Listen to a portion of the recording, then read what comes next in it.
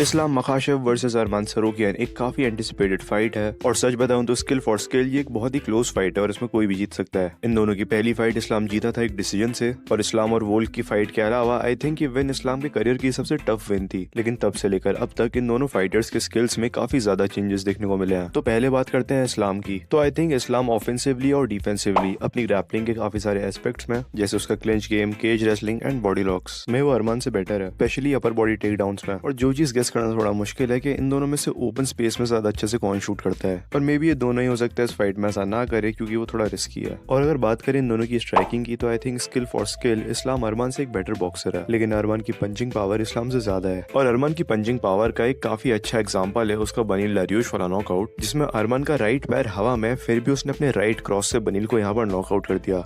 I mean ये काफी weird angle है पावर प्रोड्यूस करने के लिए। और अगर आप समझना चाहते हो कि मैं क्या कह रहा हूँ तो अपने राइट फुट को हवा में रखकर एक राइट क्रॉस मारो, फिर अपने राइट फुट को जमीन पर रखकर एक राइट क्रॉस मारो।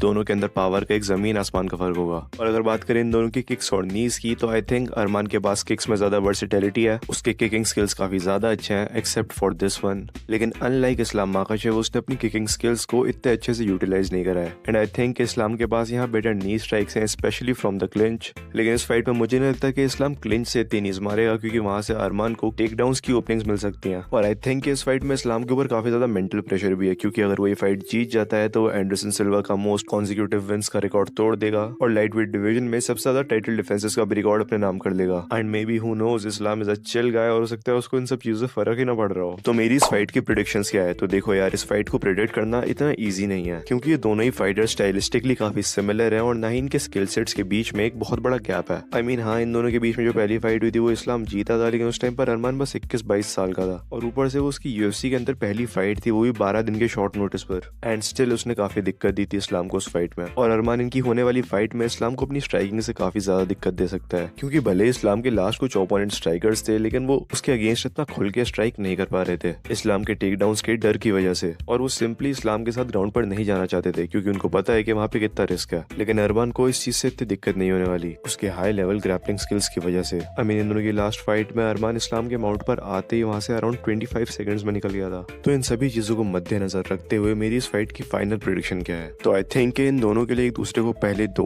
या फिर मे बी 3 राउंड्स में भी फिनिश करना काफी मुश्किल हो सकता है। और इस फाइट के पहले 2-3 राउंड्स इनकी पहली फाइट की तरह काफी ज्यादा कम्पिटिटिव और टायरिंग होंगे, जिसके बाद सारी बात आ जाएगी इन दोनों के कार्डियो पर। और इवन दो अभी तक हमें अरमान के कार्डियो में कोई बहुत बड़ा इशू देखने को नहीं मिला है, बट आई स्टिल थिंक इस्लाम के पास यहाँ पर एक एडवांटेज है क्योंकि उसको 5 राउंड्स की फाइट्स का ज्यादा एक्सपीरियंस है। बट हु नोज, हो सकता है फाइट मेरे को गलत साबित कर दे। क्या पता है ऐसा हो कि फाइट पहले 2 राउंड्स भी खत्म हो जाए, क्योंकि जैसे मैं हमेशा बोलता हूँ कि एमएमए और स्पोर्ट में कभी भी कुछ भी हो सकता है। लेकिन अगर मुझे एक फाइटर को पिक करना हो ये फाइट जीतने के लिए तो मैं पिक करूंगा इस्लाम माकाशेव को to win by submission in the 4th round. तो आपको क्या लगता है मुझे कमेंट सेक्शन में जरूर बताना। लाइक और सब्सक्राइब बटन पे किक मारो या फिर पंच, मुझे नहीं पता, क्लिक हो जाना चाहिए।